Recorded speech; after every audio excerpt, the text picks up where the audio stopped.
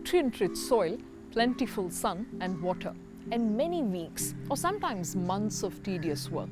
A lot is needed to grow the food we eat, be it corn, rice or lettuce. But this valuable produce can be spoiled very quickly, and with it, all the resources needed to grow it. How can we change this? That's what we'll dig deeper into today. Hello and welcome. This is Eco India and I'm Sanuta Raghu. It's not a rare sight that a bounty of harvested crop rots because it remains unsold and is not stored properly. This often sets off a vicious cycle of food scarcity and high prices. A simple innovation at the start of this chain of events could break this cycle. And that's exactly what an agri-tech company in the state of Gujarat is doing. Let's take a closer look.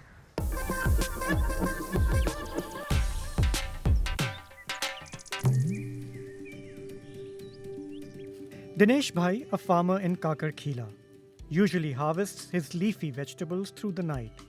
By 6 in the morning, they need to be ready to hit the markets. On a good day, he may sell his entire produce, but that's rare. When we are unable to sell the produce, we have to bring it back home. And the next day, we can't take it back because no one buys it. That is lost earnings. Like Dinesh Bhai, the majority of small farmers in India are forced to throw away some of their crops because they don't have any means to cool them. More than 30% of the country's agricultural produce goes to waste every year. That amounts to a loss of over 11 billion euros. Neeraj Marathe wants to remedy the problem.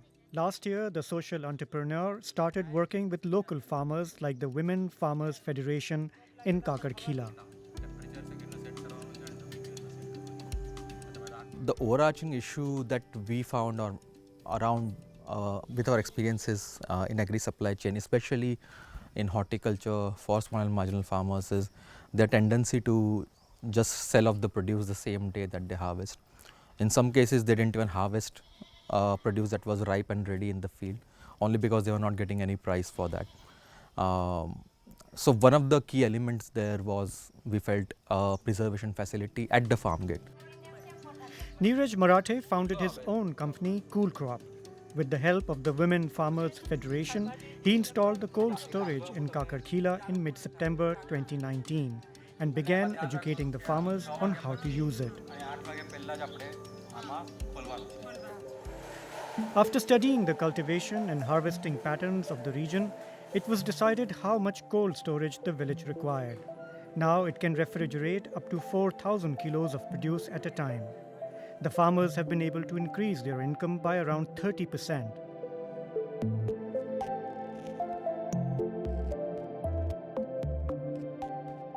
Before they were kind of selling it by the wayside, the roadside and all of that. Now they're able to aggregate it, collect it together on a day, send it out to the market on the next day or after a couple of days when they see that they're getting those prices. So till now, so on a short duration that they have been using the system for, the feedback has been really good. Kakarkhila is a tribal village in the Dohar district of Gujarat. It's home to a few thousand people. Most are smallholders, like 65% of the farmers in India. Sarla Ben has been working the land for 30 years. She's a strong supporter of the new cold storage facilities. All of us have to pack the crops carefully in large baskets and load them onto a truck. Now, because of the cold storage facility, we can keep our produce for longer. We don't necessarily have to take it to the market every day. We've definitely benefited from this. Earlier, our produce used to go bad. But now we can easily keep it in here for 1 or 2 days. This has made a huge difference. On days when the going rate at the market is low, we can store it in here and sell our produce when the rate has picked up.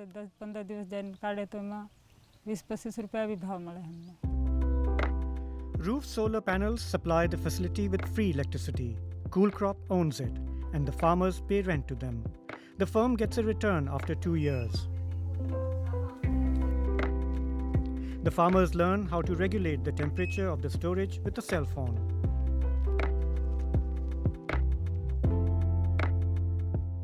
Different produce have different kind of storage temperature, and if they want to store it for longer duration, then they need to adhere to that particular temperature and humidity range that they need to store it at, and that's what the app-based interface allows them to do with our cold storage. In case they are storing for like 3-4 days, there's an average temperature which is good for all kinds of produce being stored together as well. The firm now has 13 operational cold stores in India. The company charges farmers a maximum of €1 per day per kg to refrigerate the produce. The exact amount depends on how frequently they use the facility and how much they store. In Kakarkhila, 45 farmers have used the facility so far. Everyone has benefited. Our neighboring village also wants a facility like this.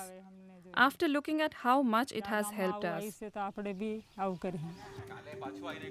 Coolcrop aims to install 200 units nationwide over the next 5 years. But the startup also hopes to maximize the smallholders' profits in other ways. Founder Neeraj Marathe is developing market analytics software to predict short-term fluctuations in crop prices to help these women get the best possible price for the fruits of their labor. There's so much potential for innovation in the agricultural sector, especially when the total arable land we have access to is diminishing every day. Urban farming is gaining more and more traction because of this, but it often can't produce to scale because of a lack of space or inadequate access to light. A lighting company in the Netherlands is experimenting to replace sunlight with LED lights in indoor greenhouses. Let's see how. The Earth is home to some 7.6 billion people. The majority live in cities. Green spaces are shrinking. How viable an option is urban farming? For example, greenhouses lit by LED lamps, even in buildings without sunlight. The LED light bulbs provide illumination by day and night, and the plants can be harvested at any time of the year. LEDs are becoming standard lighting solutions in greenhouses. They've long been undergoing testing here in the Netherlands, in the laboratory of Signify. It's Europe's biggest lighting manufacturer and a spin-off of Dutch technology giant Philips. So far, the company has equipped around 1,000 greenhouses with LED lighting systems. We have 4 colors inside, so it's red, it's blue, it's white and it's far red. And far red is typically pretty unknown to us because it's outside of our eye sensitivity curve. Vertical indoor farming is a market with huge potential. And the LED lights help to guarantee predictable and controllable harvests. Yeah, so what you see over here is a dynamic light fixture that can change in color. And by changing the color during the trial or just before the end of, so just before harvesting, we can, for example, influence the Brix value of strawberries, so that's the sweetness of the strawberry, but also make it a little bit more hardier, let's say, so that it's better to transport. The company calculates the particular light fixture its customers need, and savings can be achieved by just using red and blue light, which produces the magenta color here. The mix depends on the plants and the ambient light. Greenhouses in Siberia, for example, have less sunlight than those in Spain. Yeah, so the market is growing super fast. If you look at the different reports that are out in the market, you see a real trend that LED lights are becoming more interesting. Also, it's not because they don't make money that companies like Agroinvest in Russia would buy 25 hectares. And 25 hectares, it's around 400 kilometers of LED lights, and that was the biggest project we did to date. Another customer that has bought the lighting systems is the Dutch tomato farm Wim Peters. Its greenhouses measure 16 hectares, an area amounting to something like 20 soccer pitches. The crops are illuminated by magenta LED light from below, and from above by high-intensity, high-pressure sodium or HPS lamps. The company has invested millions. The tomato vines grow to an amazing height of 6 meters. The growers need lifts to reach the tops. Using the LED lights, the company can achieve larger and more constant harvests than without the lighting. We have the positioning of the LED in the middle of the crop. Research shows us that the LED must be about 80 centimeters to 1 meter below the top of the plant, because the top of the plant is infected by the HPS lighting and daylight, and 1 meter below, the effect of the daylight and the HPS light is gone. Tomatoes are perishable. They can't be easily transported in container ships from faraway countries. But they can be easily grown in greenhouses. Thanks to the LED lights, they can harvest more, 20 tons per week, even in the middle of winter.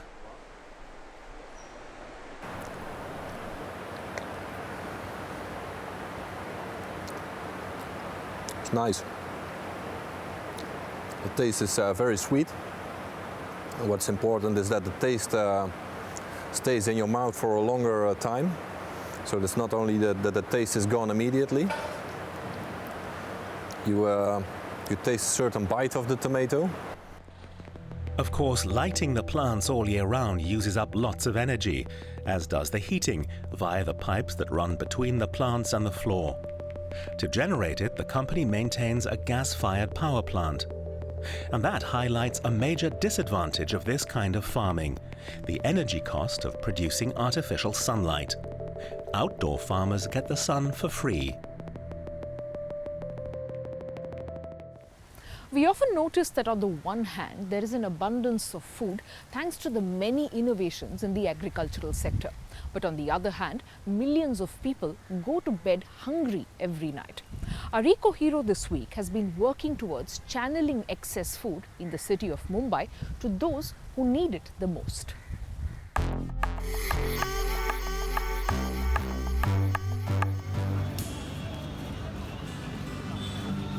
In a country like India, with a population of more than 1 billion, almost 200 million people go hungry every day.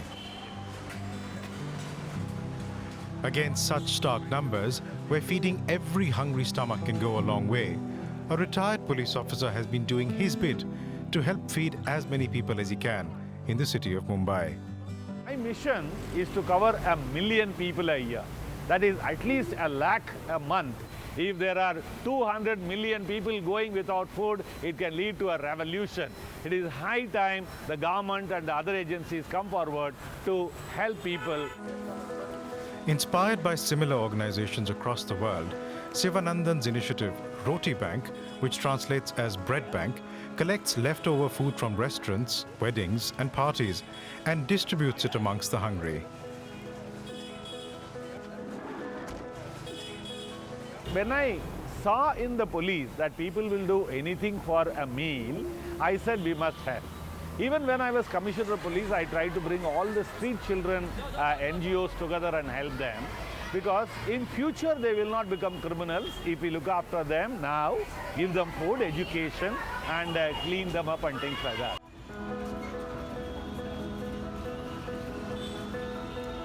With a 12 to 14-hour operational helpline number and a fleet of pickup vans, Roti Bank ensures that the food collected is distributed within the hour.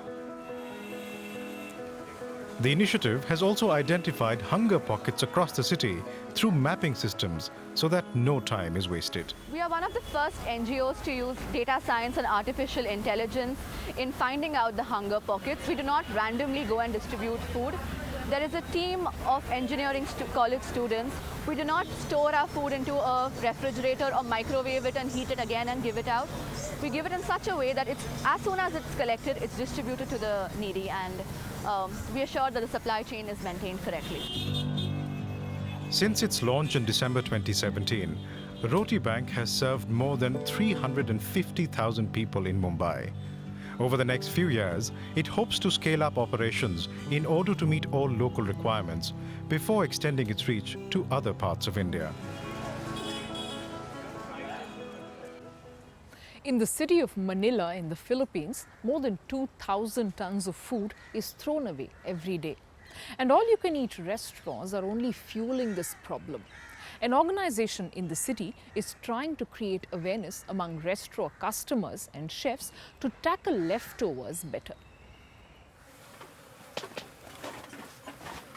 Poverty. It's what drives these people to look through sacks of garbage in Manila for something to eat. They've been sifting through the waste since early this morning. The food doesn't have to be appetizing. It just shouldn't make them sick. You can take it. It isn't spoiled. I take it home, wash it, boil it, and then cook it. Felipa Balda feeds her family with food that someone else has thrown away. The term for such scraps in the local language, Tagalog, is pagpag. About 13 million people in the Philippines can't afford 3 meals a day. This is the other side of the Philippines, though, prosperous and wasteful. All-you-can-eat buffets are very popular with those who can pay for them. Of course, restaurants throw away a lot of the food they prepare. So when you are wasting your food, you are wasting a lot of resources such as water, electricity, nutrients of the soil, and even the intermediate processes when you transfer food, manufacture, distribute. So all of these things are contributing to greenhouse gas emissions. Melody Melo Reich runs the Sustainable Production and Consumption Project of the NGO WWF Philippines. She advises restaurants and hotels on ways to reduce waste. Today, she's visiting the resort town of Tagaytay. It's about an hour-and-a-half drive from Manila. Members of the city's growing middle class like to spend the weekend here, chilling out and eating well.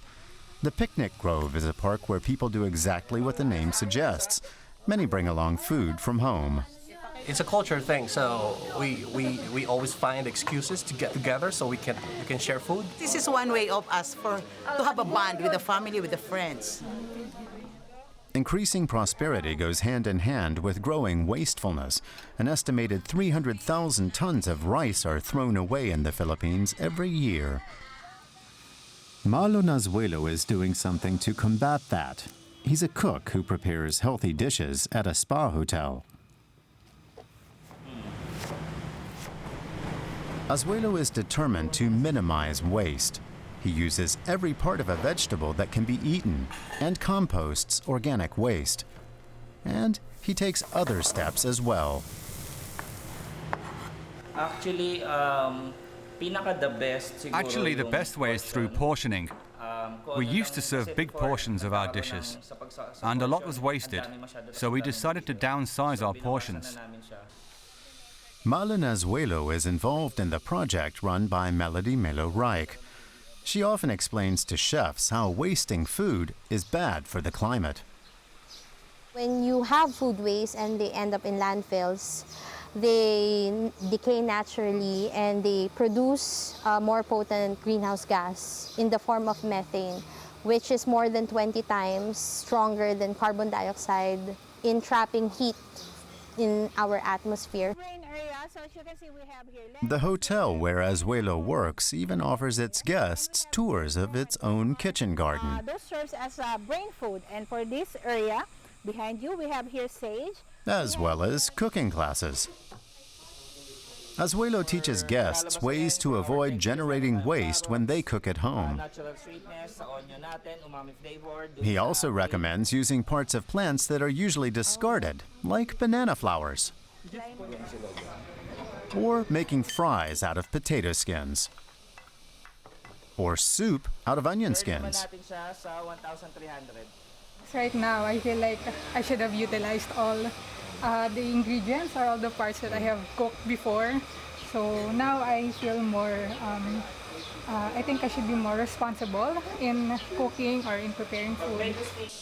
Of course, classes at a luxury hotel don't reach a wide audience, and large volumes of food will continue to be discarded across the country. But there's now a bill before Parliament in the Philippines that would oblige food manufacturers, restaurants, hotels, and supermarkets to donate surplus edible food for distribution by food banks to the needy. For now, though, huge amounts of discarded food still end up in a dump in the district of Payatas. Waste pickers here look for things of value in the garbage. Philippa Balde usually finds some food that looks edible. She started working as a waste picker 2 years ago. After her husband died, the burden of feeding the family fell completely on her shoulders. The first thing she does with the chicken she retrieved from the refuse is boil it to kill the bacteria. Then she fries it with onions and serves it to her children and grandchildren for supper.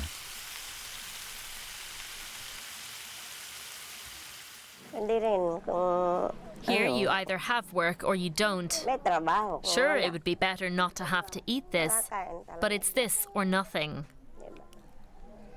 Life's hard.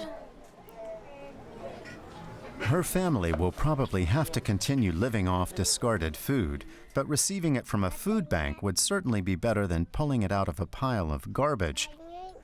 She says the revolting stench is something you never get used to. Conventional patterns of food production are changing rapidly due to climate change, often in intriguing ways. Farmers in Norway are used to long and harsh winters and have historically found it impossible to grow certain kinds of fruits, like grapes, for example. Global warming has meant grapes can now, in fact, ripen in a cold country like Norway. Here in Telemark County in southern Norway, the winter cold sets in as early as October and November. Yet because of global warming, it's now possible to grow grapes here. Not far from Kvava is Lerkekossa, one of the northernmost vineyards on earth. Here, vintner Odd Ayushin Volberg tends and harvests his grapes. We have got warmer weather in the summer.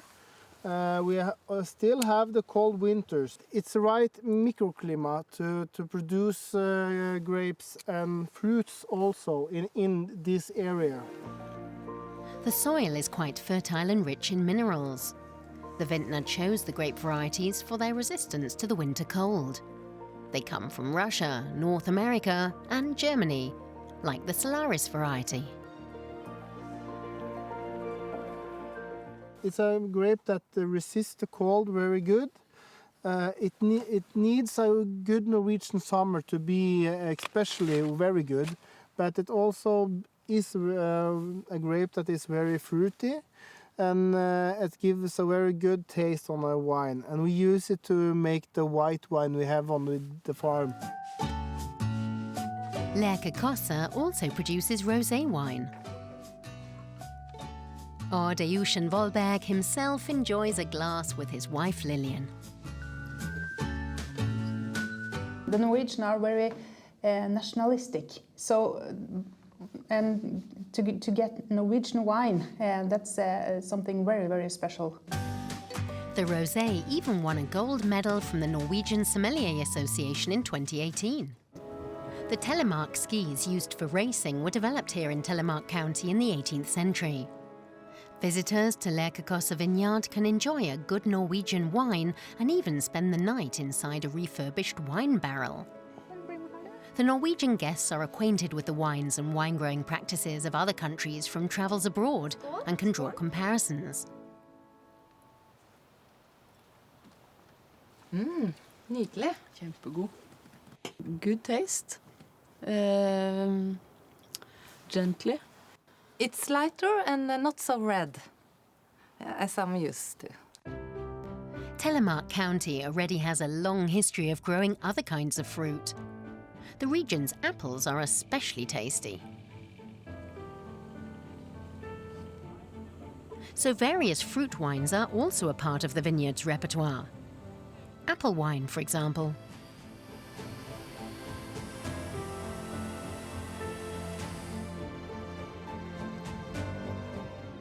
Norway has only about half a dozen commercial wine growers, but this could change as the vintners see bright prospects for their future.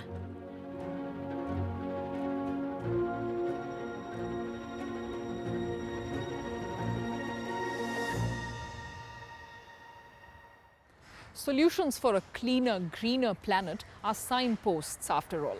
What action we take after seeing these signposts is entirely in our hands. I hope we've inspired you to move forward in your sustainability journey. Until next week, from our entire team in India and Germany, thank you very much for watching.